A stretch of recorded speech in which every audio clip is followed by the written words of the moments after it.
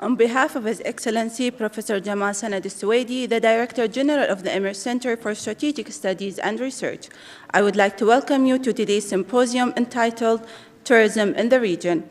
This symposium will commence by the welcoming remarks of His Excellency Professor Jamal Sanad Al-Suwaidi, the Director General of the ECSSR, to be delivered on his behalf by Mr. Ubaid Al-Zaabi from the ECSSR. Mr. Ubaid.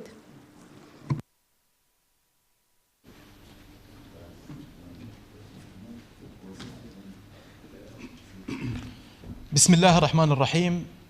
In the name of Allah, the most merciful, the most compassionate, Your Excellencies, esteemed guests, Assalamu alaikum wa rahmatullahi wa barakatuh. May the peace, mercy, and blessings of Allah be upon you. The Emirates Center for Strategic Studies and Research is holding a symposium on terrorism in the region to discuss this vital issue. Terrorism has become increasingly dangerous in the region in light of the rise of many terrorist groups, especially Daesh. Within a short period of time, this group founded the so-called Islamic State of Iraq and the Levant and extended its influence to many other countries in the region, as well as expanding elsewhere into countries such as Afghanistan and Pakistan. Although this terrorist organization has recently suffered a severe defeat that led to the collapse of its so-called state, we still need to continue efforts at all levels to eliminate the phenomenon of terrorism and terrorist groups that have caused harm to our Arab and Islamic societies.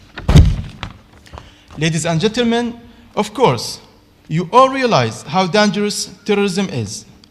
Terrorism, without exaggeration, is the source of evil for this age. This is because its dangers do not only stop at the killing of innocent people, whom God has forbidden killing, or the destruction of property and the spread of damage and devastation worldwide, but also extend to almost everything on earth, including the environment, economics, politics, security, culture, and the system of values.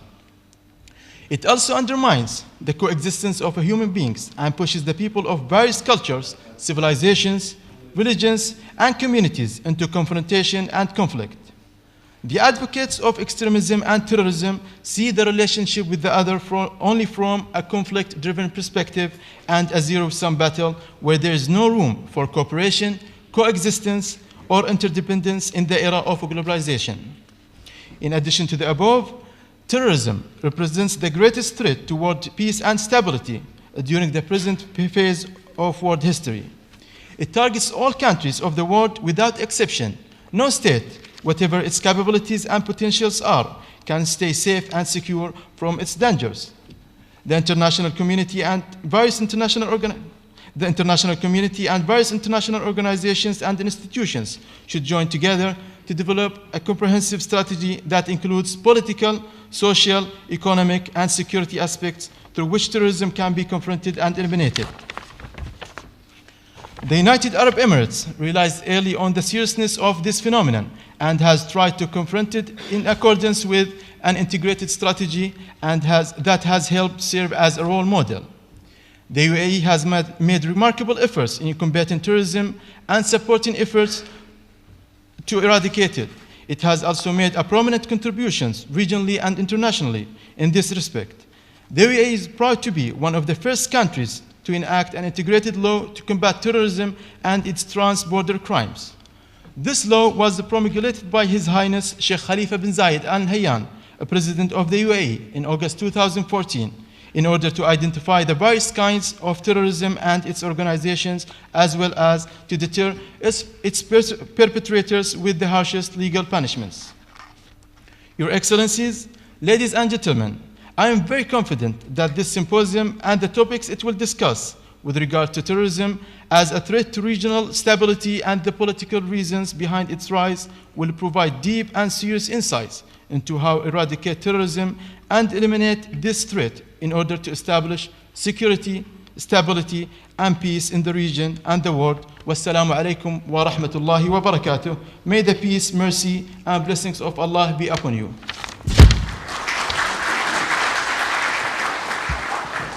Thank you, Professor Jamal Sanad al-Suwaidi, for the welcoming remarks.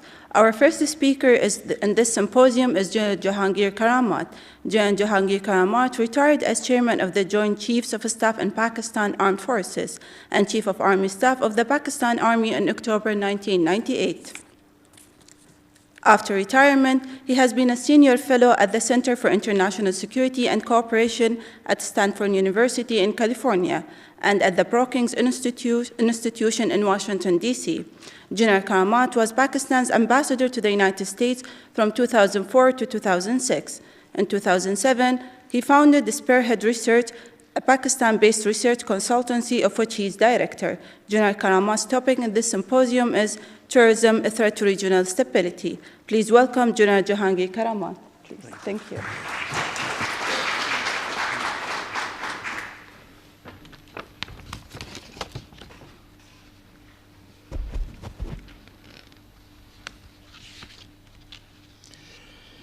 Excellency Professor Jamal al-Suwaidi, Chair, Madam Laila al-Balushi, distinguished members of the audience.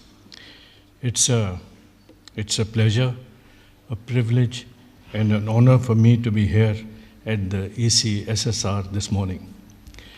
I did not think that Professor Jamal would remember my earlier visit, but I had been here before.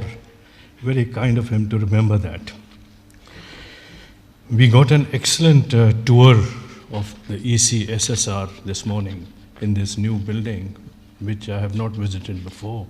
It's a most impressive and prestigious institution, and my compliments to you on this great achievement. Thank you for inviting me. I'm looking forward to our interaction, and I think it's going to be a great educative experience for me. I'm also very happy to share this space with my distinguished colleague, Ambassador Rana. The topic, terrorism, threat to regional security, is of immense importance to all of us.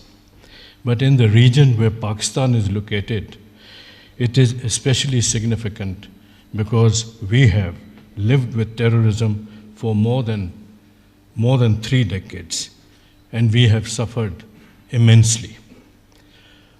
I'll try and give you an insight into how we perceive terrorism as a threat, as a regional threat, and share some experiences with you.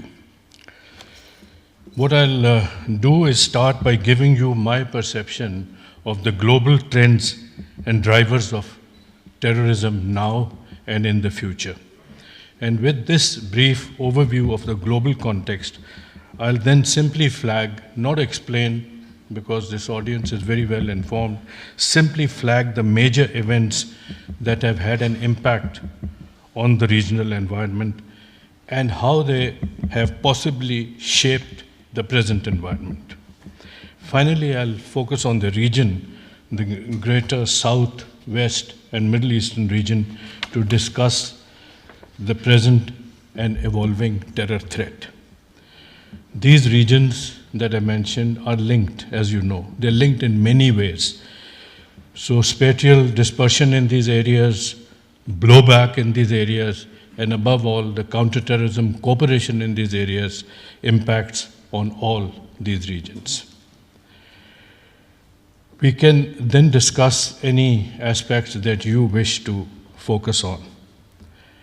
Unfortunately, we don't have the time to look at individual countries because in addition to the common overarching threat, all the countries have specific ongoing situations that can and are being exploited by the forces of terrorism. Globally, the original authoritative and centrally controlled terrorist threat has changed. It has changed and evolved into a decentralized, unpredictable, hard to detect, and resilient phenomenon that has shown considerable resilience and regenerative capacity. The Al-Qaeda and the Islamic State have modified. They have modified and now exploit indigenous grievances, state vulnerabilities, unresolved issues, ethnic and sectarian fissures, ongoing conflicts, refugee and migrant populations. They do exploit all these to recruit and continue their activities. From their previous overt and prominent presence, they have morphed into largely underground networks to survive and carry on violent attacks. They are now skillfully exploiting modern technologies, carrying out online radicalization, using sleeper cells, lone wolves, using space where the writ of the state does not exist or is challenged. So in spite of the success in sidelining Al-Qaeda, and in spite of the success of the expulsion of IS from Syria, the terrorism threat remains a challenge and is likely to remain a challenge. We have the IS Khorasan coming up in our part of the world, Afghanistan, Pakistan, that should be an example of how this is surviving. As you know, the initial Al-Qaeda attack on the US in September 2001 sparked the global war on terror and inspired multiple militant groups all over the world, especially in Asia, Middle East, the Caucasus. Then we witnessed the phenomenon of the Islamic State after the caliphate was declared and geographic space captured starting in 2014. What we are seeing now is an expansion of IS outside Iraq and Syria into spaces where it can find influence to establish operational bases. And these spaces are in many regions. IS has linked with affiliates that control space in active conflict zones, and it maintains a significant presence in cyberspace. The strength of the terrorist threat now resides in linked groups and networks, in various movements and ongoing struggles, and the exploitation of vulnerabilities that emerge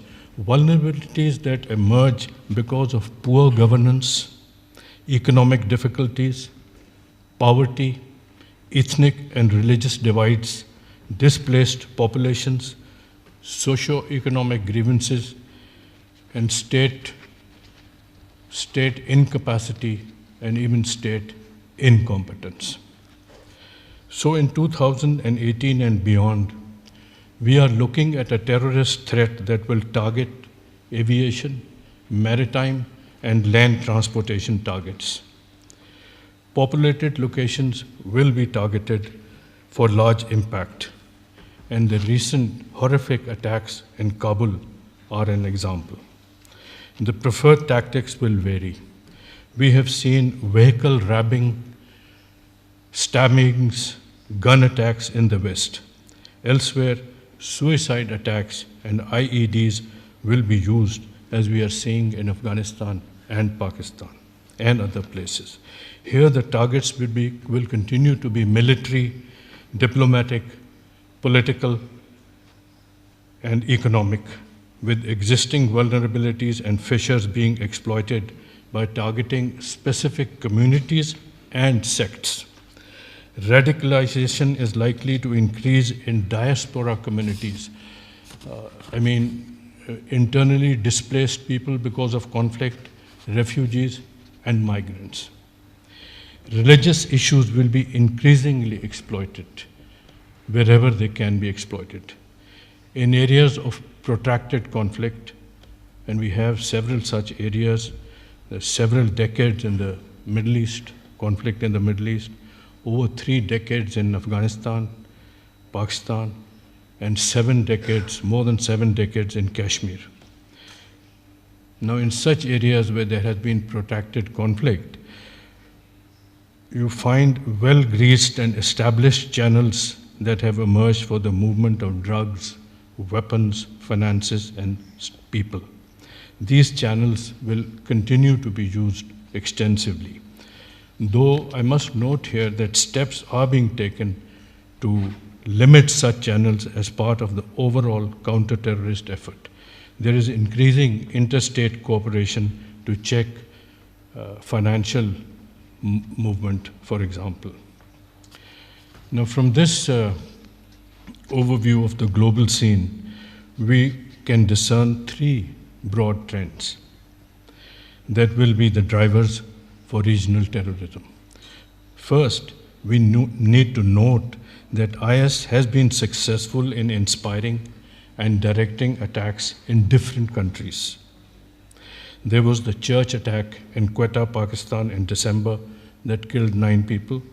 There have been other attacks on the Hazara Shia community in the same city. There was the truck attack in New York City in October, and that killed 9. And there have been several other attacks, for example, in Sweden and Barcelona. This indicates that IS is changing from its initial caliphate building mode into a global terrorist movement that will be active in several regions. Second, from the regional perspective, it is important to note that the IS center of gravity is shifting to several countries: Libya, Yemen, Algeria, Nigeria, Afghanistan, Pakistan, even the Russian Caucasus region, and also in Southeast Asia, Philippines, Thailand, Malaysia. In the Afghanistan-Pakistan region, the IS may face competition from Al-Qaeda affiliated groups that are active there. Third, the post-IS Syria, after the IS expulsion from Syria, may see a resurgence of Al-Qaeda in Syria and other areas, and that will have consequences for other regions, including our own region. Now, beyond the Middle East, the IS has been expanding to other countries. The total scenario cannot obviously be discussed here as we do not have the time, but we can identify Yemen, Nigeria, and Khorasan, which is Afghanistan, Pakistan, as possible future strongholds. The dominant actors in Afghanistan are the Al-Qaeda-centric groups, the Taliban and their affiliates. Focusing on Afghanistan, we can see that in spite of 16 years of the US global war on terror and more than $70 billion spent, the Afghan security forces still face a situation where I think more than 40% of the country is either contested or under Taliban control. The Afghan Taliban may not have an agenda outside Afghanistan, but in this space there are other groups like the Tehreek Taliban Pakistan that targets Pakistan, and there is the growing presence of the IS, as I said, IS Khorasan in Afghanistan and also possibly in Pakistan. Returning IS fighters are mostly located in eastern and northeastern Afghanistan, and the so-called Salafi belt, Kunar, Nuristan, and Nangarhar is being exploited for recruitment and operations by IS. Jawzjan may be emerging as a training and operational base for the IS. There have been horrific attacks in Afghanistan recently, and sporadic attacks have also taken place in Pakistan. The spread of IS in Yemen and Africa and Southeast Asia warrants a separate study with much data available, but this is beyond the scope of this talk. IS numbers in Afghanistan and Pakistan may be small, but growing, both in physical and in cyberspace. Recent reports indicate that fighters from Central Asia recruited by IS are relocating wherever they can find spaces, specifically to Afghanistan, and they may be involved in attacks worldwide. So Afghanistan needs a lot of support. The truck attack in New York was carried out by an Uzbek, and so was the attack in Sweden.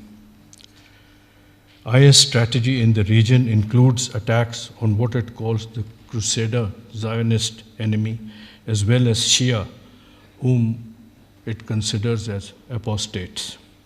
Its attacks consistently seek to create divides between Muslims and others. In December 2017, there was a suicide bombing attack during Sunday service at the Bethel Methodist Memorial Church in Quetta, Pakistan. There have been several attacks on Shia mosques and the Shia Hazara community in Afghanistan and in Pakistan. This threat is likely to continue, and IS may use its resources from the region or locally recruited fighters to carry out more attacks like the Barcelona one in August and the Manchester attack in May. Areas that are seeing a resurgence of religion and where the population can be exploited on religious grounds are going to be particularly vulnerable. The terrorist networks continue to maintain an online presence to motivate, recruit, and link like-minded individuals. I must, however, add that there has been a marked decline in IS online activity, and its main publications are perhaps no longer there. There are reports that terrorists are now communicating actively through more secure encrypted platforms. Online activity includes posting and redistribution of old material and highlighting of grievances of the Muslim community, as for example in Kashmir and elsewhere. For this activity, the focus may be on educated, young, computer literate people, especially those who cannot find employment, and for this there may be special recruitment techniques. One such cell was broken up in Karachi, Pakistan, through the efforts of the counterterrorism people. Let me now briefly focus on the South Asian region and that links to Afghanistan and, of course, Central Asia and to the Middle East. Terrorism in all its forms is a major factor and the main impediment to regional stability in South Asia. There are several things that need to be considered, but I'll only flag these as a reminder. I will not explain these. There are, for example, unresolved territorial issues in the region, and these have existed for decades, creating their own dynamics. They still exist. There's a track record of using violence to settle disputes, and that includes cross-border activity, covert activity. There is the discernible spread of extremist religious ideologies as well as extreme nationalist sentiments that breed intolerance and create divides.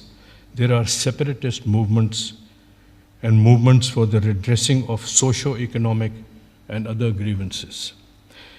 There are active border conflict situations, problems of interstate dialogue, festering issues like the Kashmir dispute, and the violent ongoing situation in Indian-held Kashmir. There are declared state policies of destabilizing and isolating other states.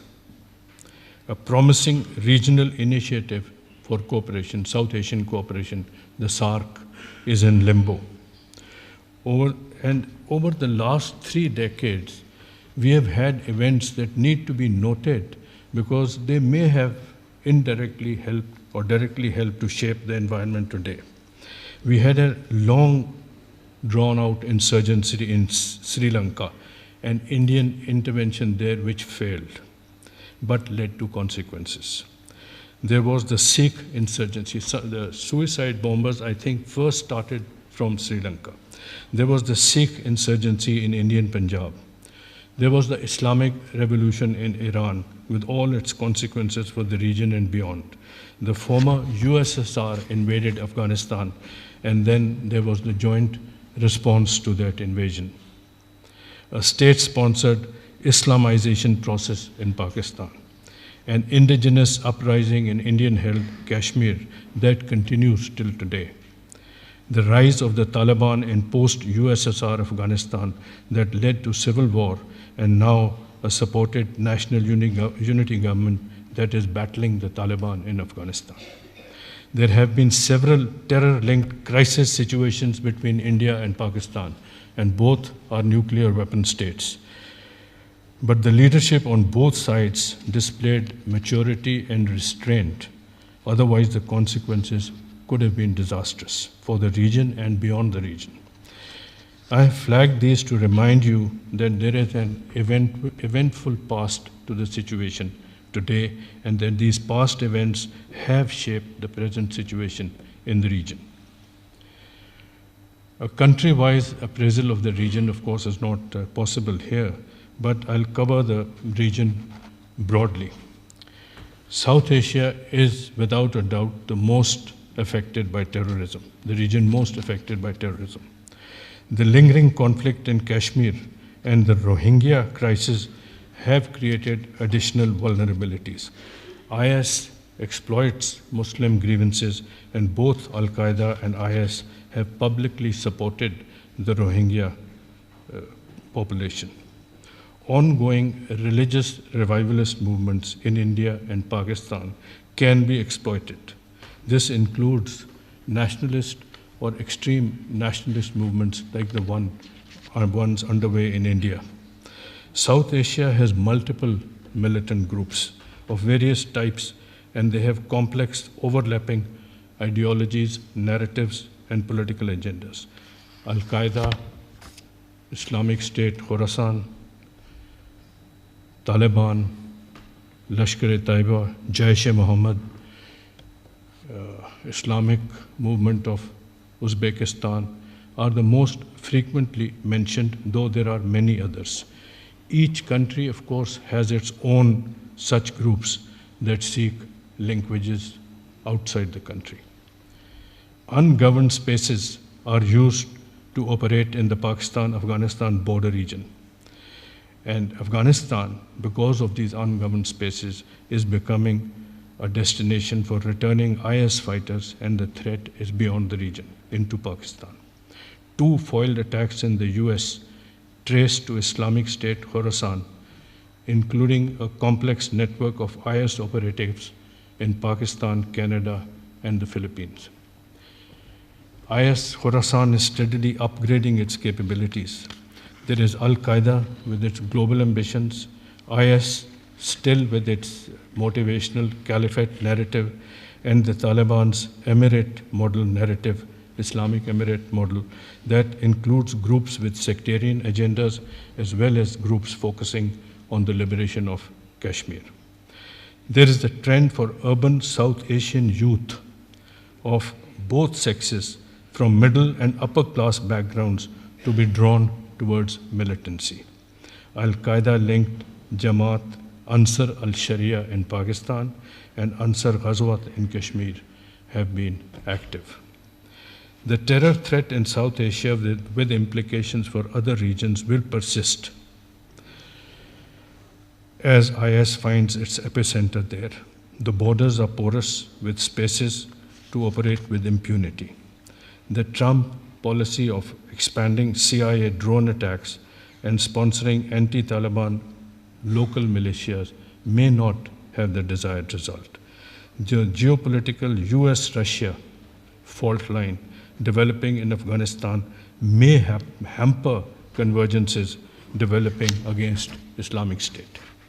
The Saudi-Iran emerging fault line will impact and influence the Muslim majority nations in South Asia.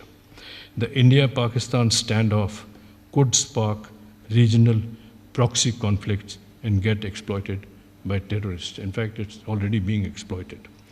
Unlike other regions, there is no regional counterterrorism framework for cooperation in South Asia. As I said, the SAARC, which promised to be one such cooperative framework, is now ineffective. And it's ineffective because India is not supporting it. Pakistan has carried out determined and effective military operations in its western border areas to clear and sideline the terrorist threat. These have succeeded. The military maintains a formidable presence there and has undertaken rehabilitation and development work in the area and is fortifying the entire border with Afghanistan as even as the Pakistan government moves towards mainstreaming the tribal areas, absorbing them into Pakistan or Khyber Pakhtunkhwa part of Pakistan. The military is also leading intelligence-driven country-wide operations, and institutional capacity is being enhanced within Pakistan. Steps are being taken to crush and check financial flows and monitor cyber activities, and this is happening in all the South Asian countries. There is an awareness that the focus has to be on trade and economic uplift, and for this, connectivity and cooperation is important. The extremist narrative has to be defeated on multiple tracks, and winning hearts and minds is one such track. Afghanistan remains in the grip of violence. The National Unity Government is doing its best. The security forces are doing their best. But according to latest reports from SIGAR and others, they are reducing in strength, and the Taliban control areas with their some kind of shadow government, and the drug problem has grown exponentially. So there has been a resurgence of violence. Let me end these remarks with a few pointers on the possible way forward against the regional terrorist threat. The US engenders some uncertainty in the region because the end game that it seeks is not clear. If this uncertainty ends, the situation could improve. And it is this uncertainty which leads nations to hedge their policies in pursuit of their own interests. US, Russia, and China rivalry in pursuit of their interest should not create divides in Afghanistan, Pakistan, and the region that will keep these countries in perpetual turmoil, unless the intention is to actually keep them in perpetual turmoil. The US is, of course, can place all its strategic bets on India and its alliance in the Middle East, but it should have a balancing role in South Asia without singling out one or two countries for its anger. Nuclear weapons capacity brings with it certain responsibilities, like ensuring economic viability, internal stability, and good bilateral relations. India and Pakistan need to hold unconditional dialogue to evolve a framework that transcends transitory terrorist-activated events and situations. The Chinese Belt and Road Initiative offers a great opportunity for regional and even extra-regional cooperation and economic benefit. With its infrastructure projects and business investments, China's Silk Road Economic Belt Initiative, of which CPEC, China-Pakistan Economic Corridor, is a part, has the potential to transform Central Asia and South Asia, even though it faces some terrorism and extremist risks. If successful in the longer term, this initiative will have a positive impact on economic growth and regional integration, vital to combat the terrorist threat in the region. With significant military intelligence and counter-terror capabilities, India, Pakistan, and Bangladesh can defeat the regional threat if they can create a cooperation framework. And lastly, states need to end exploitable vulnerabilities. They should focus on governance and internal stability. There should be a response to socio-economic grievances and an end to extremism and intolerance. It is especially important that genuine internal movements for redressing grievances and perceived inequalities should not lead to repressive measures that lead them to seek external support, even from IS and others. There are several such ongoing situations in the region which need to be tackled. Let me end these remarks on a positive note. There are indications of Afghanistan and Pakistan moving towards improved relations and cooperation against a common threat. President Ashraf Ghani, Afghanistan, has made many efforts and overtures to improve relations with Pakistan. Lately, he has, I think, made very significant gestures to the Taliban to come to the dialogue table and hold a dialogue. This is a trend that needs to be encouraged. Also, in spite of provocations and even some potential conflict situations, India and Pakistan have not escalated situations, and there is a focus on the need for avoiding needless loss of lives and resources, another trend that needs to be encouraged and possibly moved towards dialogue between the two countries. Both countries have credible deterrence capacities and control measures in place, which helps a lot. There are voices within India calling for a review of the Kashmir policy. The countries of the region realize the importance of connectivity and good bilateral relations for trade and economic well-being. And already the thaw in North and South Korean relations are being discussed in the South Asian context. India has fenced its border with Pakistan, and Pakistan is moving to fortify and fence the border with Afghanistan to limit and control illegal trans-border movement. From the US-centric environment, there is a move to improve relations with Russia and China, and these countries are taking interest in the region. Russia seeks to link with CPEC through the Central Asian states, and energy projects like TAPI and CASA from Central Asia are important. The Shanghai Cooperation Organization is important.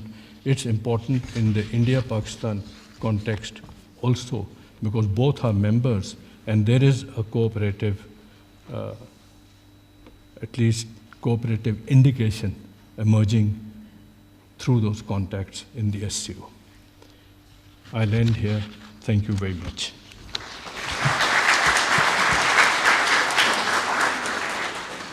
Thank you for this speech, General Karamat. The second speaker in this symposium is Ambassador Rana Rahim, former ambassador to the Republic of Lebanon, Islamic Republic of Pakistan. Ambassador Rana Rahim has been a career diplomat of the Pakistan Foreign Service since 1979. She retired from service in December 2013. In the course of her career, Ambassador Rahim served in a number of diplomatic postings to France, the UAE, as Consul General in Los Angeles, as an ambassador to Turkmenistan, Lebanon, and Cyprus. She has lectured at a number of institutions, including Stanford University in the United States, the Issam Fars Institute for Public Policy and International Affairs in Lebanon, and the University of Nicosia, Cyprus. Ambassador Rahim's topic is political causes underlying the rise of terrorism in the region. Please welcome Ambassador Rana Rahim.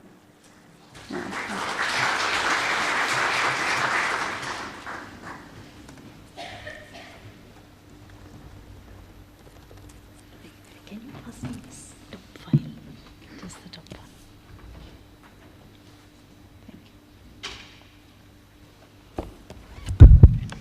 Thank you so much, Your Excellency, Professor Jamal Al-Swedi, and Your Excellencies gathered here, my very distinguished, the Honorable General Jahangir Karamat, always a mentor for me in international relations and other affairs, and Madame Al-Balushi, Leila Al-Balushi.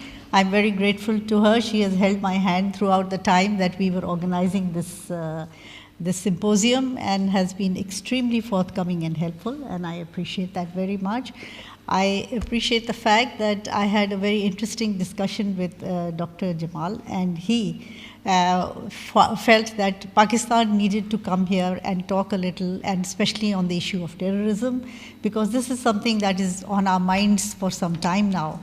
And it is always, always very, very important that we share ideas and that we look at what are the trends that are happening, because we all need to be ahead of them.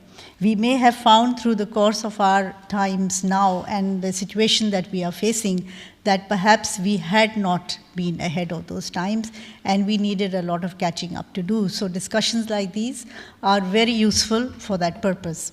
I'm going to have a PowerPoint presentation. I was a faculty member on deputation from the Foreign Office at the National Defense University of Islamabad, and they were very much into PowerPoint presentations. However, our very distinguished Army Chief and Chairman Joint Chief of Staff has moved far beyond PowerPoint presentations. I'm still into PowerPoint presentations, so you would be able to follow the course of my lecture as I speak to you about it. Basically, this is what I am intending to cover is terrorism, its definition. The region I intend to cover is more, frankly, the Middle East, the GCC, and of course touch upon the MENA region, which is the North African region.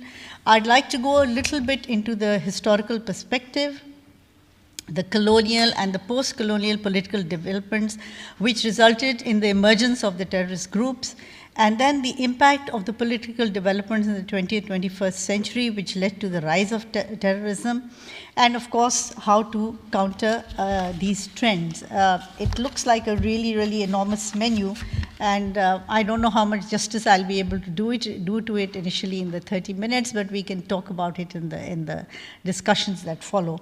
I am just going to briefly touch upon the definition of terrorism. There is no single acceptable definition of terrorism. It is highly politicized, and you can read here, this is what the UN Charter says about it. Also, some general criteria have been accepted. The criteria have been listed as it is stated up there. I have added some points which Pakistan has put forward to the UN as what we consider as acts of terrorism, which is dangerous to human life, intimidate or curse the civilian population, strike terror or create a sense of fear by using bombs, lethal weapons, chemical weapons, and to cause death and destruction. The reason why there is no acceptable criteria is because what may be terrorism to one person can be the right of self-determination of another group, and there has been no consensus on it. Furthermore, if a particular group adds, for example, the kind of terrorism which is imposed on a civilian population by a regular army of a state, those states refuse to accept the inclusion of that in their own definition. So we remain undecided on what is the acceptable form of definition, except for some of the criteria that I've told you. In my impression, the issue that we face today, the very, very critical issues that we face today, basically are starting from the 20th century, 1916, when the Sykes-Picot agreement took place. It's what they call the line in the sand, that these two colonial, post-colonial powers just drew on the sand without giving any consideration to the ethnic, lingual people who were living in those areas. The post-colonial era, you had the rise of the nation states, and these nation states in the Middle East grew out of what was the Sykes-Picot agreement. Because they were not in accordance with the natural will of the people or the political considerations of the people, they needed very strong, determined leadership to hold them together with an iron hand. But the basic lying dissatisfaction or disenfranchisement remained. So basically what the situation we find here today, starting from the colonial times, is the disenfranchised groups which have led us to this particular point that we find ourselves in. The Western powers also did something very interesting, is that they while receding, they continued to promote the ruling groups, the non-ruling groups wherever they existed. For example, the Alawites in Syria. In Pakistan, in South Asia, definitely the non-Muslim community. In Sri Lanka, the Tamils against the Sinhalese. That was their target, always to promote those non-ruling groups to retain some kind of power. And basically, these were these two competing colonial powers. The borders were drawn, no tribal considerations were done, and there was, of course, the natural tendency for the groups to, for the dissatisfaction and the disenfranchisement to grow. Now, the reason why I've called this militant groups is that again, you have to draw a distinction. Most of these have been declared terrorist groups by either one or all or major of countries around the world. So you had the Muslim Brotherhood, which came into existence in 1928, and it was basically to model of a political activism combined with Islamic charity work. That remained its basic model, but unfortunately it did not remain so. It spread throughout the Middle East. In fact, there were even attempts in Iran to try and find groups which could correlate with the Muslim Brotherhood. But eventually, the Muslim Brotherhood started to have a political dimension to them, and there are groups which can trace their basis to the Muslim Brotherhood. So that was one of the major, it was called the mother of all Islamist movements, and it has been now declared as a terrorist organization by a large number of countries, which include Russia, Syria, Egypt, Saudi Arabia, the UAE, Algeria, Libya, Mauritania, Morocco, Somalia, Sudan, Tunisia, a lot of countries in Europe, Germany, Indonesia, and even Yemen. So that movement, which started off like for charity work and for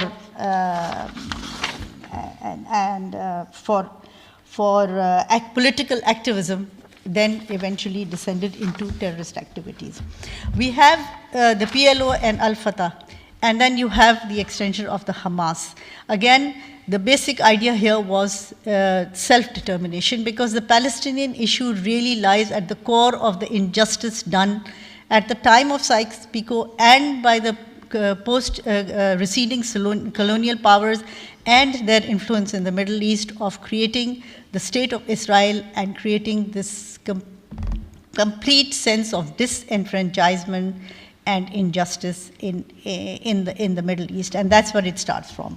We have, of course, the Hizb ut-Tahrir. The Hizb ut-Tahrir, of course, was founded in 1953, and it gained a lot of, it really caught the imagination of a lot of people. It basically calls for the establishment of a caliphate, and in a Muslim caliphate. And they also said that they were a totally non-violent political militant group, but they have absolutely shown to the contrary, because their subgroups like the IMU, the Islamic Movement of Uzbekistan, and plenty of others are now resorting to a lot of violence. The Al-Qaeda is the other most important group that came into being. There was, during the Afghan jihad, as it was said, against the Soviet Union, there was a recruitment from all over the Arab world in particular, and all over the Muslim world, I should say, in which they were indoctrinated to say that a Muslim country was under threat and they need to go and fight there. Once the Soviets had withdrawn, what they left behind was a very well organized, militant group, well armed, and with nowhere to go, and their whole goal having been achieved, but they hadn't been dismantled. And because hadn't been dismantled, they actually decided, with the war against Iraq by the US in 1991, they changed their direction. They got a new direction to move ahead and emerged as the Al-Qaeda. These groups left there in Afghanistan without a cause, but some of them returning back to their countries and starting their own movements there in those countries. That was very important, because we'll see a continuation of what we find here. Basically, Al-Qaeda wanted the US to be removed from Saudi Arabia. They wanted the sanctions to be removed from Iraq. They wanted withdrawal of foreign troops from Iraq. And they morphed into a strong anti-West violent movement leading up to 9/11, which was a watershed. You have the Hamas, which I have put up there also, and then you have the next development. Now, there are various turning points in our history which have resulted in these groups becoming more and more violent and more sort of catching more of the imagination of people and creating more chaos in the Middle East. The turning point, as I said, was the Soviet occupation of Afghanistan. There was also a very important development, which was the Iranian Revolution. I will discuss it in a while.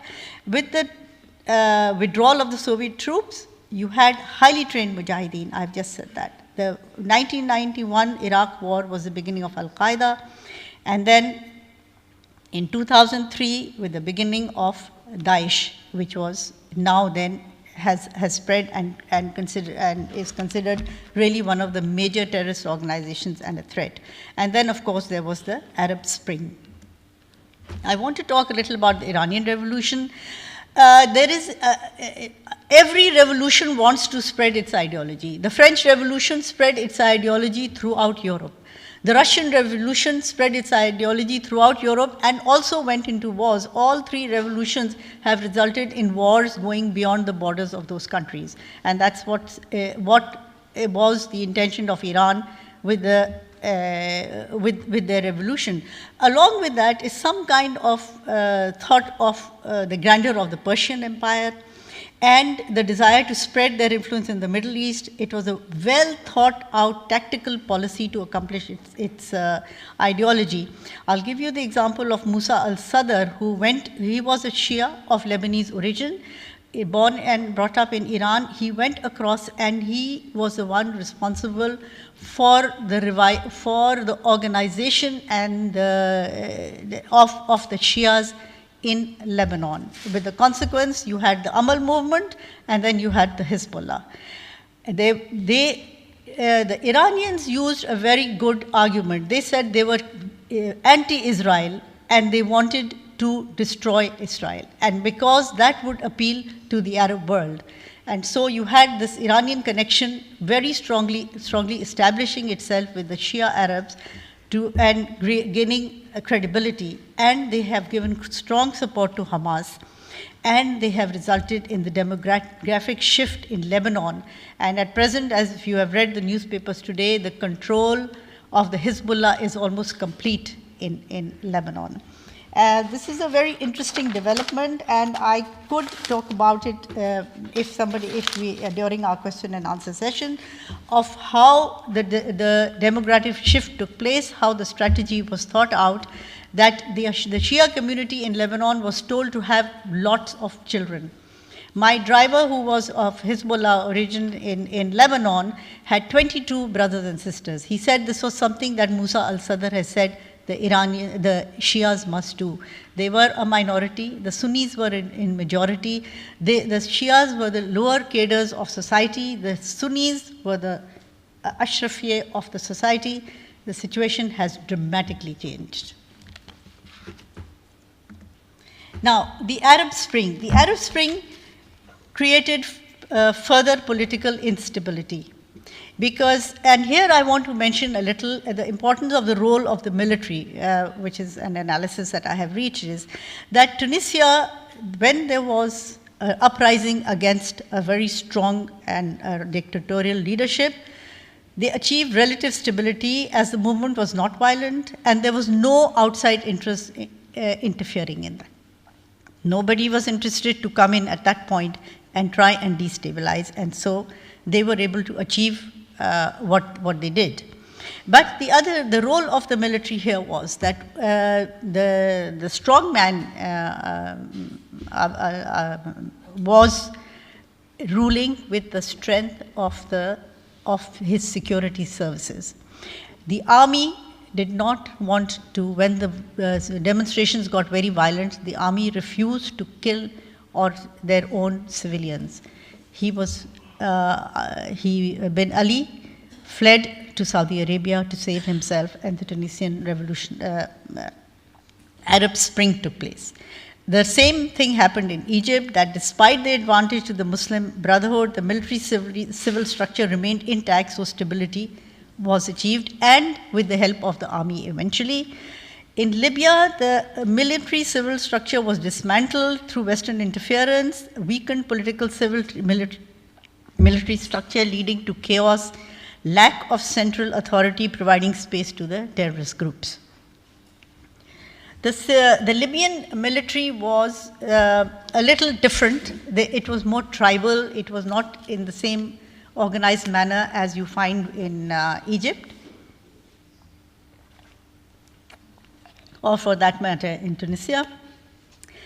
In Yemen, again, the political structure was destabilized. There was infighting. It gave an opportunity for the regional powers to interfere. And because of this interference, initially some known and some unknown, that the instability and the chaos exist in Yemen. And then you have Syria. In Syria, the situation is completely different, and I'll go into a little bit of detail on Syria on this to understand what I'm trying to say here. That Syria, it was graphically different, the dynamics. Syria was being ruled by a very small Alawite minority over a Sunni majority. It was very strong control in the army, in the security services, in the prime services of the country. The Alawites had complete control.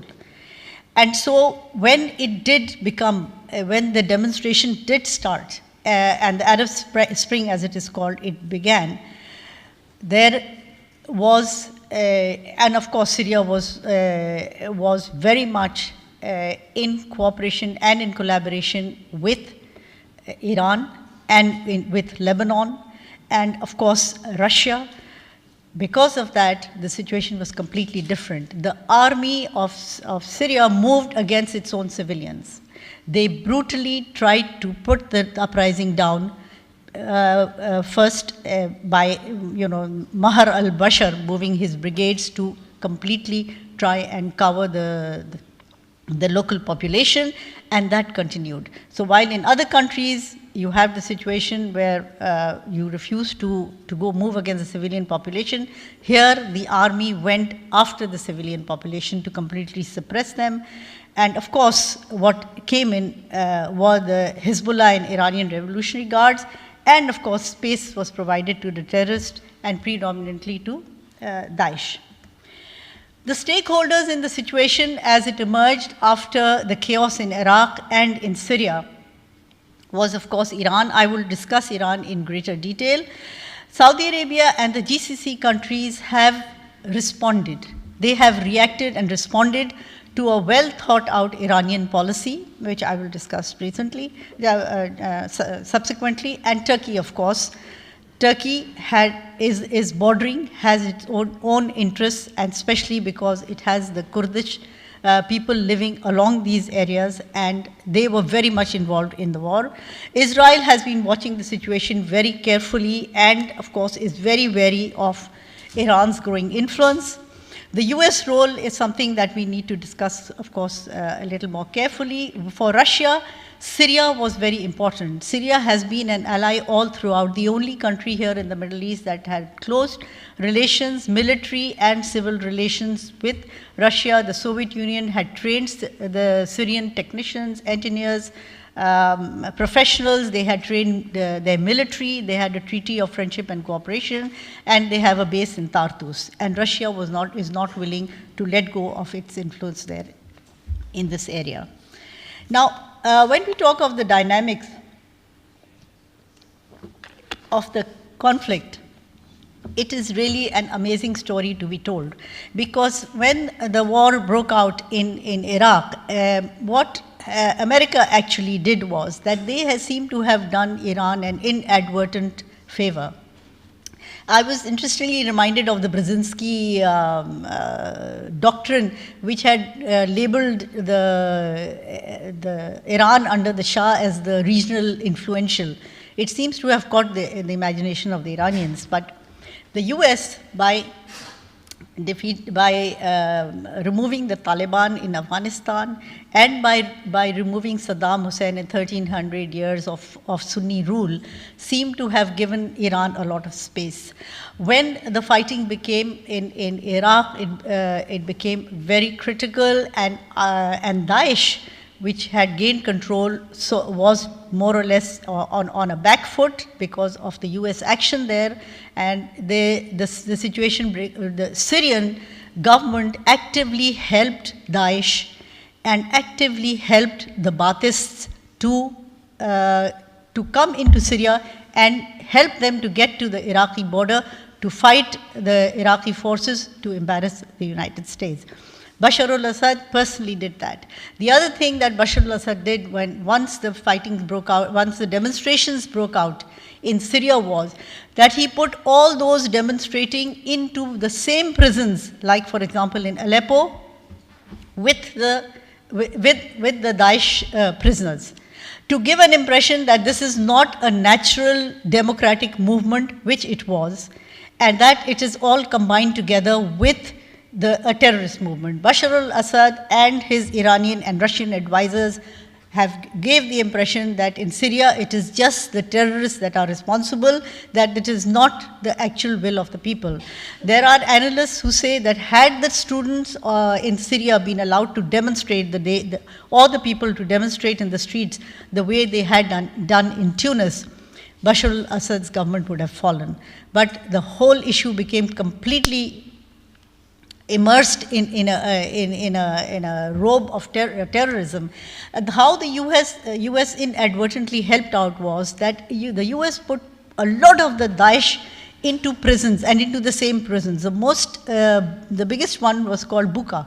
There was Cropper and there Abu Ghraib also, but Buka, they gathered there and they had years to sit and plan with each other what strategies they wanted, to share notes with each other, and even radicalize those people who were unjustly put into prison. So, this actually, when you look at what is happening in the Middle East, you find that it is completely a chessboard of conflicting geostrategic interests, where nobody is a consistent enemy and nobody is a consistent ally. Because to fight Daesh, you had a situation sometimes when the United States trained army was fighting alongside with the Shiite militia backed by Iran. You had the US-led multinational coalition along with the Kurds form a big part of it, not having the support of Turkey at that time. You had Daesh and Baathists fighting on the same side. The Baathists were very well trained and they helped Daesh very much in the war. You had the army of conquest, which supported by Turkey and Saudi Arabia and Qatar at one point, and the Al-Nusra Front, the Ahrar al-Sham, they were affiliates of Al-Qaeda. So there were all kinds of affiliations that came through because of this fight that was going on. At that particular point, what you wanted to do was to defeat the enemy, and if the enemy was Daesh, then all those forces inadvertently came together. Now, I just wanted to talk a little about Iran's arc of influence. Iran has had a strategy which has come out from the 1970s to there. They have had a well thought out strategy which they have followed with having a great impact on MENA and the GCC. The encirclement of Iran was first started, you have from Lebanon there, and then you have from here attempts towards Qatar, Bahrain, Yemen, also all through North Africa. The Iranian ambassador was expelled by Morocco recently because they were accused of helping the Polisario of Western Front on Western Sahara. So Iran's encirclement is not of recent, it is of a very, very long time. Now, the other interesting point is that because of the US leading the multinational coalition and defeating the Daesh, for all practical purposes, Daesh is scattered now, and Daesh is almost a militia and no longer their very glorious thought of forming a caliphate. Iran is very close to forming a land corridor of supply line across Iraq, Syria, and Lebanon. They have managed to get it through Deir al-Zur to Al-Maidan into Iraq across the Euphrates, all the way to Bahaj, and from Bahaj it was very important that Iran have control of Bahaj, that it goes through into Iran.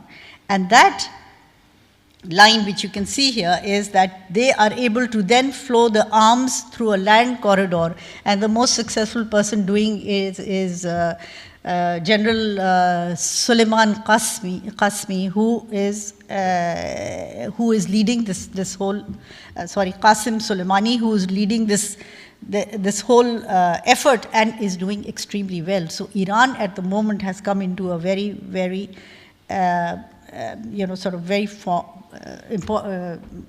let's say a very advantageous position, which is very unfortunate because the Sunni world is also fighting the Daesh, who is extremely violent and is a non-state actor, and and so is America, because they directly are being threatened by Daesh, and the advantage is going to Iran and of course its other allies.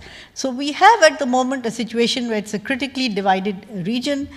I have some observations to make about the Sunni response and the Shia. I've already spoken a little about how the Shia long-term strategy took place, how they established themselves, used anti-Israel ideology to establish themselves through the Hezbollah, first Amal and Hezbollah in Lebanon, and now spreading across the region.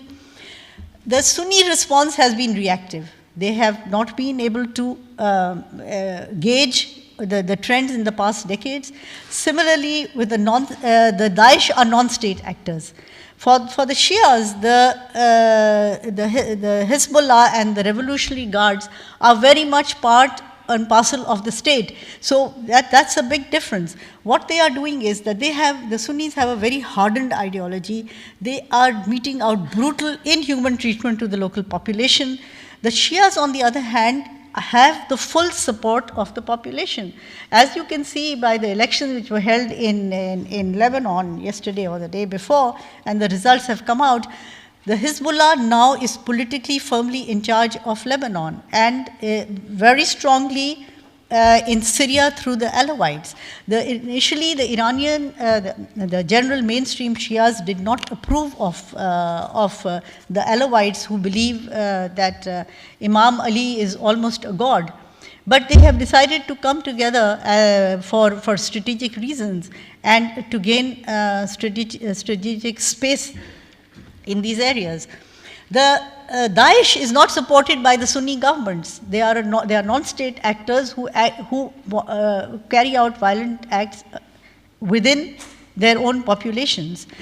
So just a bit of the analysis is that disenfranchisement lies at the crux of the rise of the terrorist groups.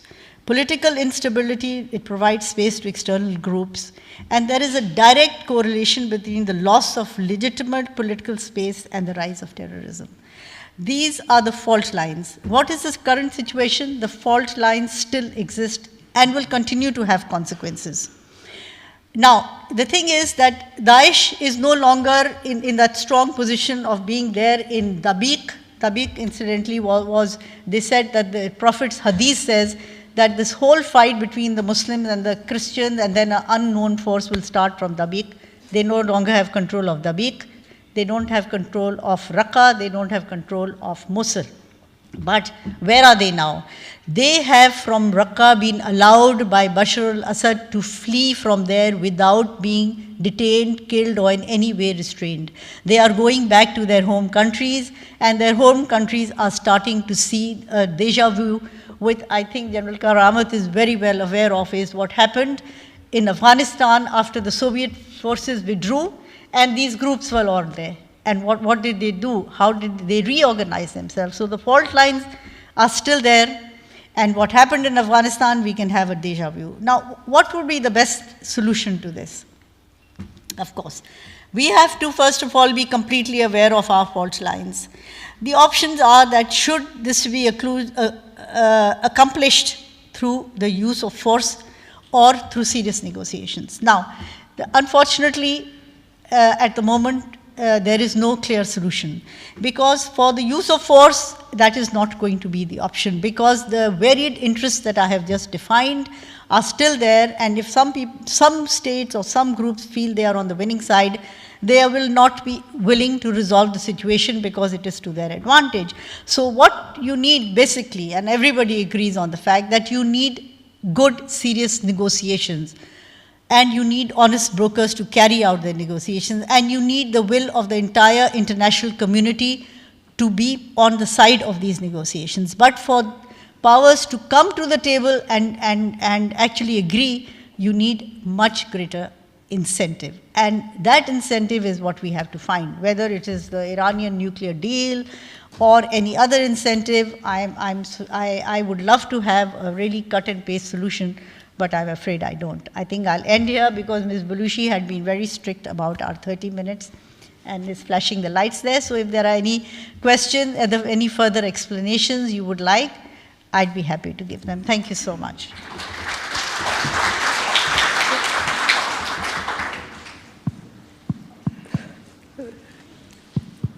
Thank you, Ambassador Rahim. And now we open the floor for discussion. Whoever has a question or a comment, please introduce yourself and kindly make sure that your questions and comments are brief so that other colleagues have chances to participate in the discussion. Please.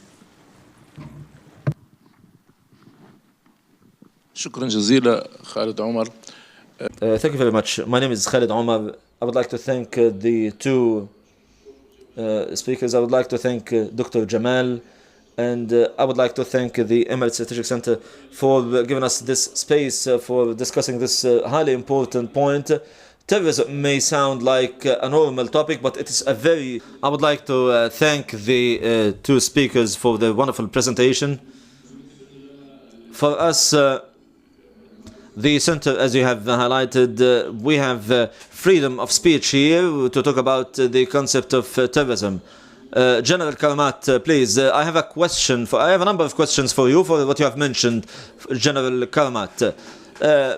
At the end of your discussion, you said that there was Islamization of the state or attempts to Islamize the state in Pakistan. But historically, Pakistan was established on Islamization stemmed from Muhammad Iqbal's time, including to all the constitutions which base Pakistan on Islamization. So how can we say that there is a new attempt for Islamization in Pakistan? Secondly, there are three different interpretations of Islam in the world, Arab world now, which is populist Islam, which supports combating Israel, supports jihad, and there is a second interpretation of Islam, which is the interpretation of terrorist groups, and there is the interpretation of governments who want to interpret Islam in a way that supports them and disencourage the people.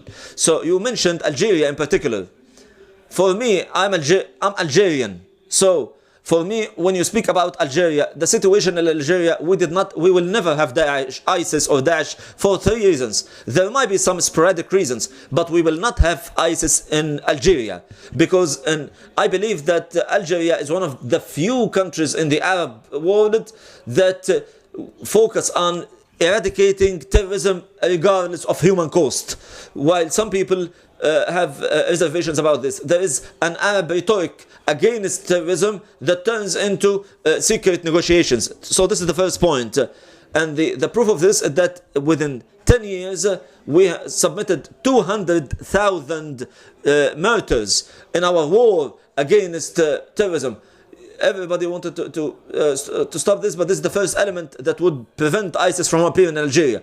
The second element is the use of legitimate violence by the state. The Algerian state is using legitimate violence against the violence of terrorist groups. There is equality between of them and this guy. The third point is that the public memory of among the people is very important. Please, Doctor, please. Another question to Her Excellency Ms. Sarana. First, I completely disagree with you in saying that the Sunnis ruled Iraq. It was a civil state during the reign of Saddam Hussein. and not a ruling for the Sunnis. If there had been a grievance, the grievance was for both Sunnis and Shiites in Iraq. Now, in 7 years, there is a bloodbath in Syria, and we are still repeating the same thing in Syria, that there is a dictatorship in Syria. There is a dictatorship in Syria, but is it really the Syrian army, according to the studies that we have, is a minority, is an Alawi minority? This is not true. Most of the Syrian army is a Sunni army. Many of the leaders of the Syrian army are Alawis. But in the Arab world, we must not use this rhetoric. There is no Sunni Shia conflict. No, this is not true. If they were Sunnis or Shiites, this situation would be different. So this is a Western rhetoric after we had realized that we have ISIS and Al-Qaeda and so on. Just quickly, the return of ISIS terrorist fighters to their homelands, to their home countries, is normal, because this is what happens at the end of the day. You have seen this in Syria. Thank you very much. General Karamat, please, you would like to answer these questions?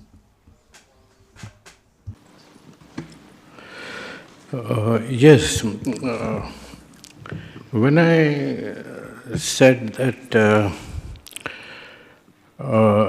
Islamization point which you made, you're correct, of course, that Islam is there in Pakistan, has been there from the beginning, and there was no need for any Islamization.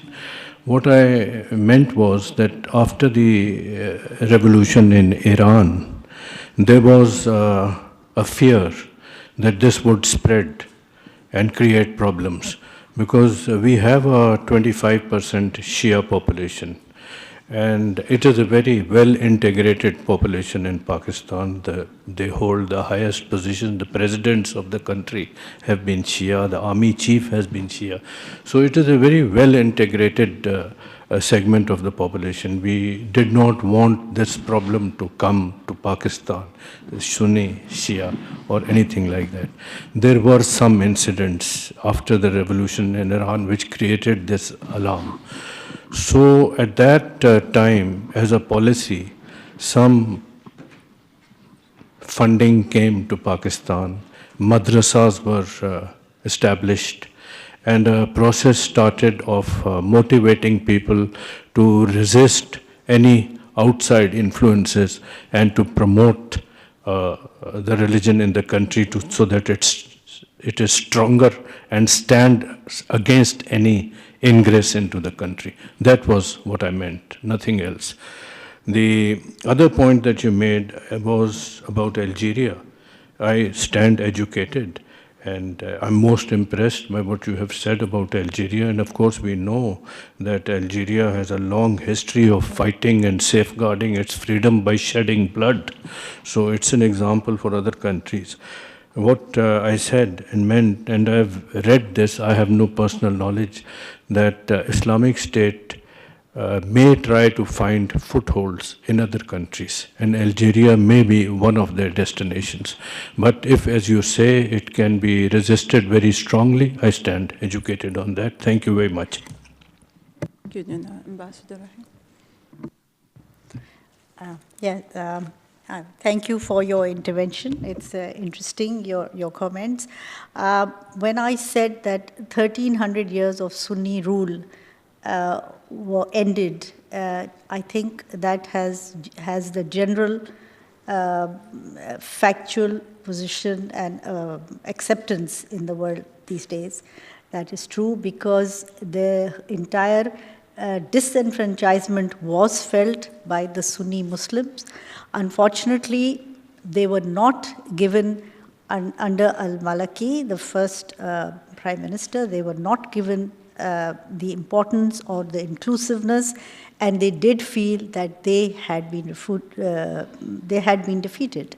That was a feeling. Okay, that feeling is gradually moving away from there, maybe in the present leadership, but that was definitely there, and that created this whole sense that of disenfranchisement. Secondly, a standing army, the Iraqi army, was disbanded. But what would have been better is if that army was asked to sign surrender agreement and then allowed to be, or whatever has been in the past, accepted. But to disband them, you let loose all these well-organized, well-trained people, again with a sense of resentment. And part of the resentment was that their ruling government had been taken away. And it was a factual thing that ruling government had been Sunni, and there was dissatisfaction amongst the Shias in Iraq for the differential treatment between the two.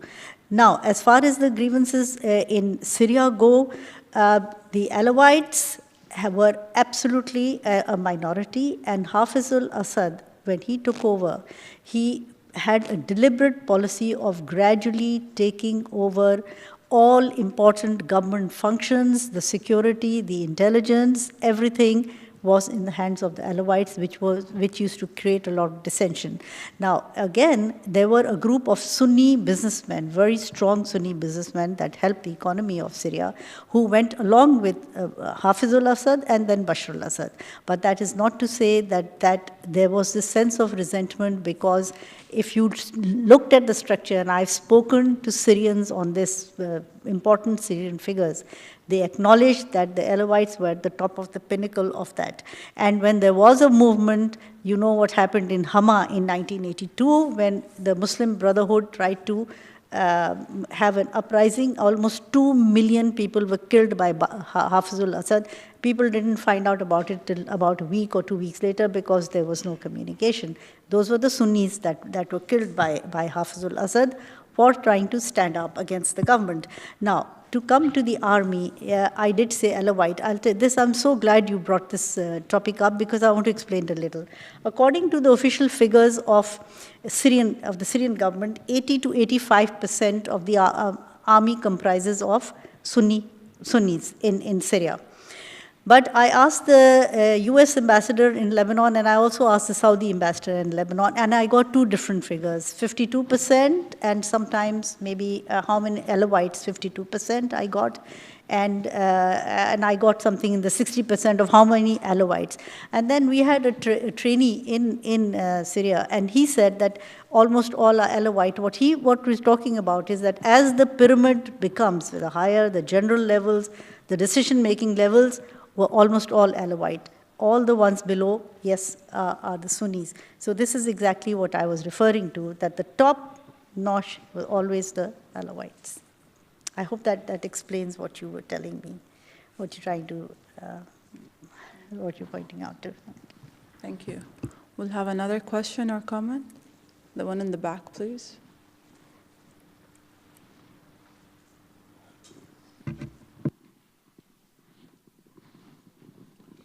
Very good morning, Your Excellencies, and thanks a million for the interesting session. I'm Zakaria Auda from the Media Department of the Center. I have actually two questions. Number one, from your own point of view, how do you see and read and evaluate the interesting and important UAE role in the global and the local or regional movement against terrorism? Number two, if Erdogan wins the elections again end of this coming June, how this might shape the future of the region? Thanks a lot. I think you directed the question to both of them. Who did you direct the question to? Both of them? We can. For both of their excellencies, it doesn't matter. Thanks.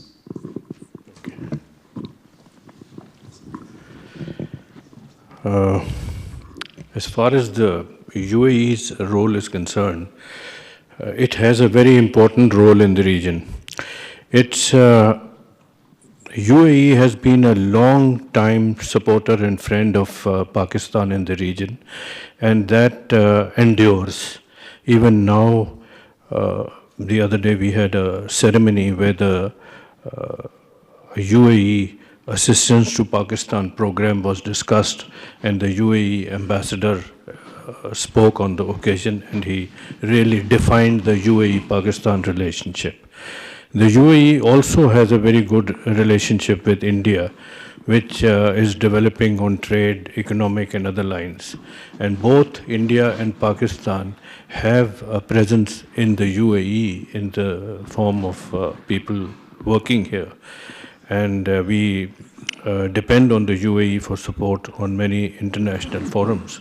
So the UAE, because of the influence that it has acquired, not just in South Asia, other places also, but I'll just mention South Asia, can play a very stabilizing role, and I believe it is playing that role by being supportive of both countries, perhaps even in bringing the two countries to the dialogue table.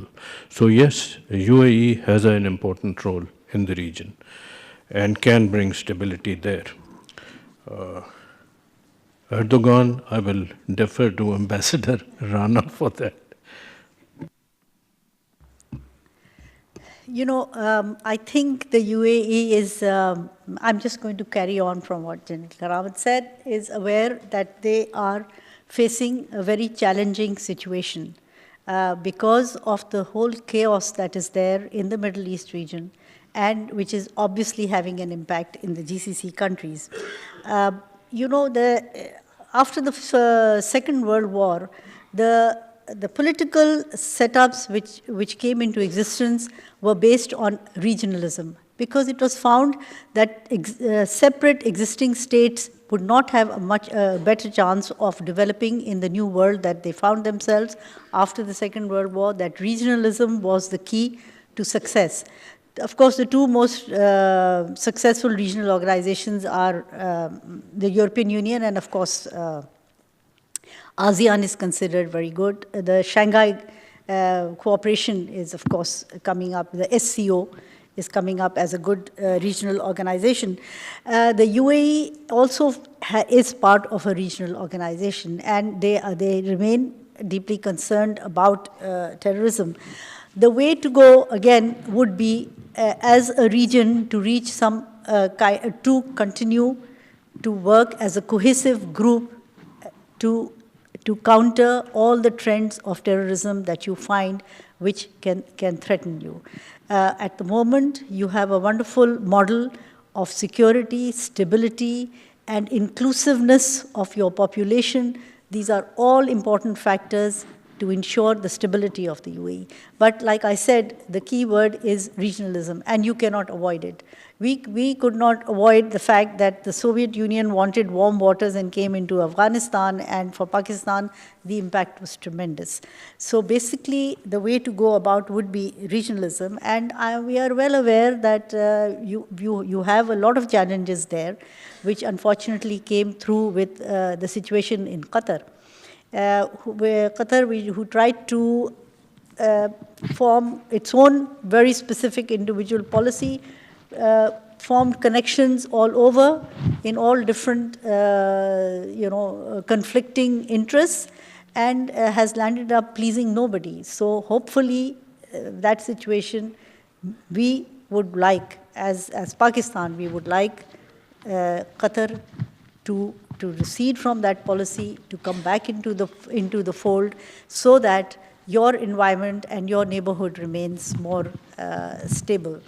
And Erdogan coming in, I don't know what exactly you feel that Turkey is doing. You may like to explain to me, that we could respond to it, that a third term by Erdogan would be a challenge.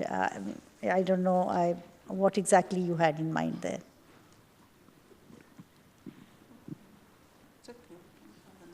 Sure.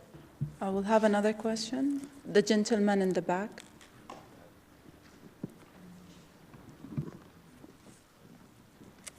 Assalamu alaikum wa rahmatullahi wa barakatuh. Peace be with you. Peace be with you. Thank you very much for this wonderful presentations. Your Excellency, the Ambassador Rana. Ambassador Rana, Your Excellency, in the middle of your presentation, you referred to a very important topic. Due to the job that you used to hold as an ambassador, no doubt diplomacy is required in any situation and in dealing with any international entity. Your Excellency, with regards to negotiations, negotiations is a very important way of life in many cases. But when it comes to negotiations with the terrorist groups, how can there be some kind of negotiations with them? Now we are dealing with with some terrorist groups, but they are non-state actors. They are not well organized. They are just a number of militias. They are coming from different countries of the world.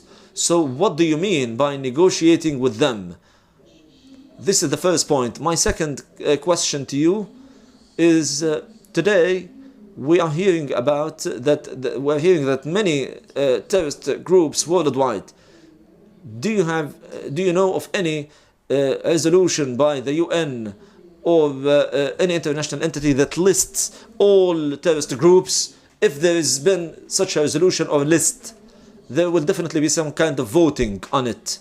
What if some countries abstain from voting on it? Thank you. Thank you very much.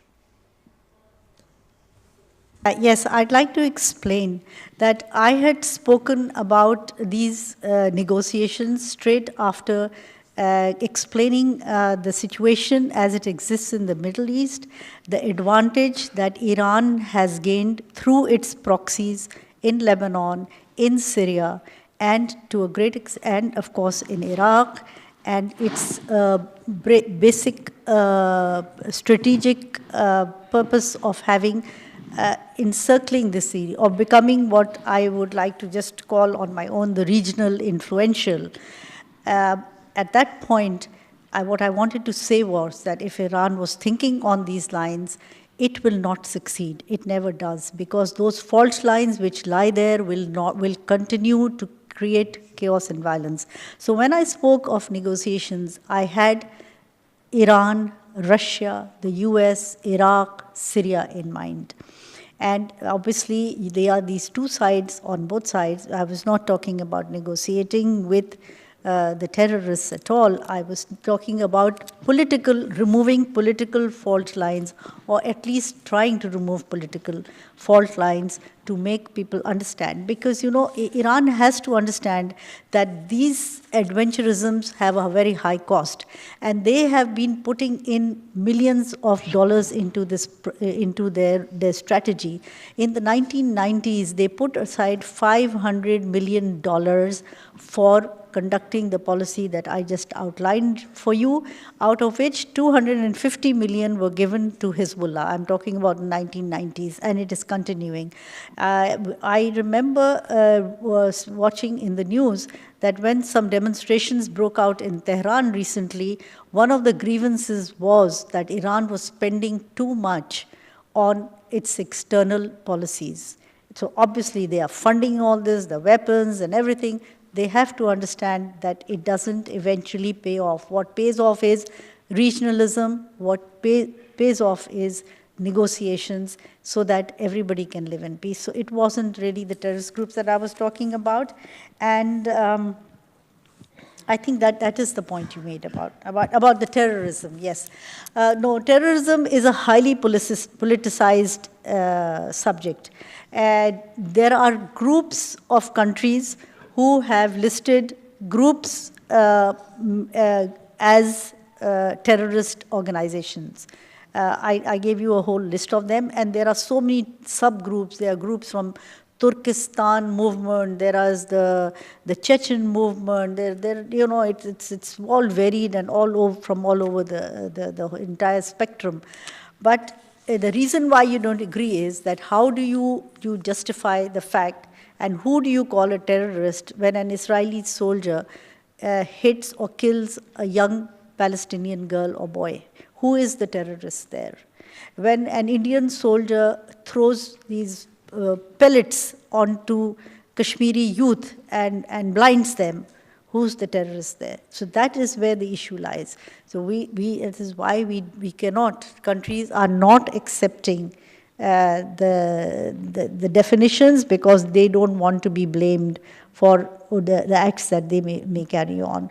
So what is happening is individually organizations are being called terrorist groups by groups of countries. I don't know whether UN will ever be able to reach any kind of compromise on that. Thank you, Ambassador. The gentleman over here.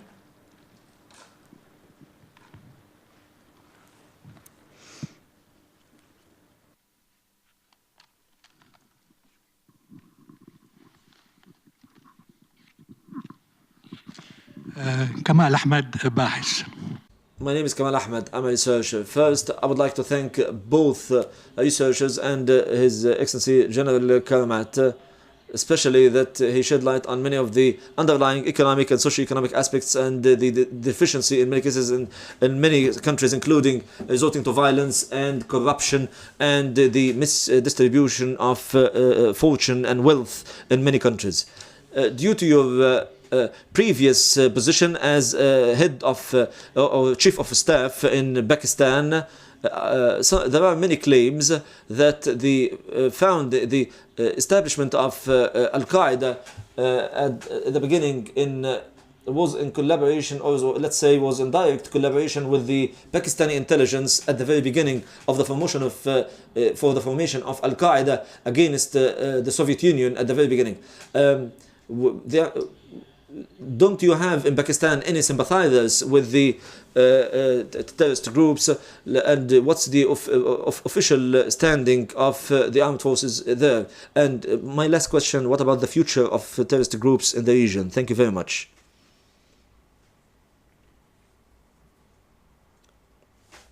Yes, I think Ambassador Rana traced the sort of formation of the Al-Qaeda in our part of the world, and she also, and I also mentioned that after the Soviet invasion of Afghanistan, we were acting, our intelligence agency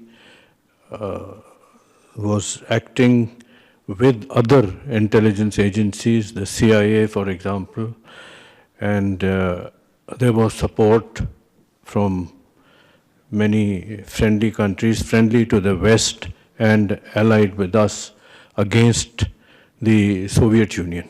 So at that time, the groups which were fighting the Soviet Union, 7 or 8 of them, they were the ones who did most of the fighting. And after that, when the Taliban arose in Afghanistan, yes, there was a period when we were supporting the Taliban, because at that time the Northern Alliance was aligned with Russia and India, and we were in support of the Taliban at that time. And that was a situation in which Al-Qaeda found a place in Afghanistan. But there was no involvement of Pakistan's intelligence agencies in locating or supporting Al-Qaeda in Afghanistan. In fact, if you remember, the Saudis and Pakistanis acted together against Osama bin Laden at that time, and he was asked jointly by Saudi Arabia and Pakistan to leave Afghanistan. This is before 9/11. So we were against any sort of external terrorist organization finding a place in Afghanistan, because obviously we knew that that would have consequences for us. As of now, I mentioned various events that have taken place in the region, movements. And I mentioned those particularly to draw your attention to the fact that different policies were being implemented by different states to suit the environment at that time. Today, we are in a situation where the topmost priority for Pakistan and other countries, I suppose, is the economy and internal stability of the country. And we see that in a good bilateral relationship with Afghanistan, with India, and reaching out to China, Russia, and the United States. So that is the situation. And at the moment, there is no space in Pakistan's policies for allowing any non-state actors or any actors at all from using Pakistani soil for cross-border activity in any of the countries with which we seek good bilateral relations in our own economic interest. تفضلي.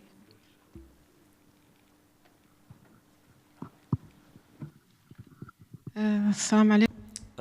Peace be with you. With regards to the presentation, you have not talked about Taliban. You know that Taliban are playing a major role in supporting terrorism. They were supporting Al-Qaeda.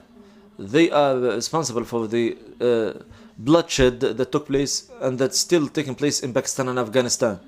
You already know that Taliban at the beginning started in Pakistan. They were from the students from Pakistan. So you have not really talked about this very important group, which is Taliban.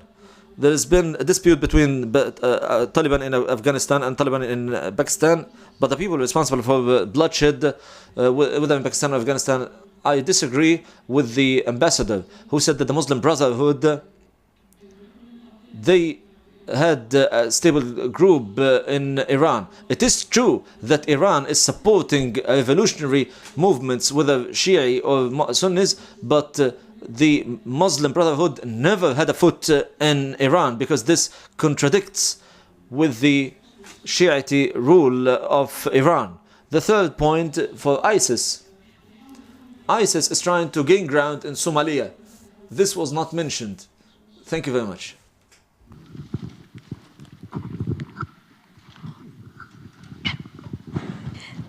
Yes, yeah, you said I did not talk about Taliban. I actually focused a little more on the situation in Iraq and Syria, the Middle East, the GCC, because General Karamat was covering that side of it. So would you like to talk about the Taliban? I think that would be nice, and I can then answer your other Yes, questions. you're right. The Taliban is a very important faction there. There are the Afghan Taliban, who, as far as I know, don't have an agenda outside Afghanistan, and they are fighting to, or their declared aim is to end all foreign presence in Afghanistan. But of course, it is a problem which the Afghan government is handling. And as I said, President Ashraf Ghani lately has made a very significant overture to the Taliban to encourage him to, because he knows they are Afghans, to come to the dialogue table. And I hope he succeeds, because Pakistan fully supports that in the interest of stability in the region. The Taliban, if I can venture to disagree with you, did not originate in Pakistan. The Taliban were not Pakistanis. The Taliban are Afghan, and they came to Afghanistan or rose in Afghanistan as a result of the difficulties which were being created for them by various people after the Soviets had left. There was a civil war situation, and that came. But I did admit that Pakistan at one point supported the Taliban. Was that it? Okay. When I spoke of the Muslim Brotherhood, I said that they spread their ideology almost in all the Arab countries and tried in the Muslim world also. In fact, I read that there were also certain attempts made to try and reach maybe the Sunni population in Iran, but that never really materialized. I think that's what I was trying to say. So there is no Muslim Brotherhood in Iran, but that is not to say that there are analysts who said that some attempts were made in that direction. Also, they did not succeed. I just want to point out here that the Muslim Brotherhood never went beyond that. In our part of the world, South Asia, we got our whole ideology and our whole thought of how we wanted to politically, culturally develop from a very eminent philosopher, Muhammad Iqbal, was around the same time as the Muslim Brotherhood was spreading its ideology. We in Pakistan picked up from Muhammad Iqbal, very different in his approach to how the Muslims should progress and how they should develop. Very modernistic in his thought. If you read his lectures on reconstruction of Islamic thought, of religious thought in Islam, he talks a lot about ijtihad, he talks about the modernity of the Muslims. So that's where we are coming from. That's just a side comment, but yes, you are right. Daesh is not only in Somalia. You will find from Morocco to the Philippines, even in South America, and even in areas of Africa, not only Somalia. Wherever you find these spaces, wherever you find people who are dissatisfied, who are disenfranchised, who find that they are not given their legitimate political rights, Daesh wants to reach out to them and to establish their sleeper cells or to establish their organizations there. So absolutely, yes, you're right. They are not only in Somalia, almost a lot of other countries in Africa. It was a very good question. I missed one point there, that in Afghanistan there is a faction of the Taliban which is from Pakistan. It calls itself the Tehreek-e-Taliban Pakistan. And they are basically located there or have moved there and are acting against Pakistan and committing terrorism within Pakistan. Thank you. At the end of this symposium, I would like to thank all the participants. We hope to meet again in our future events. Wassalamu alaikum wa rahmatullahi wa barakatuh.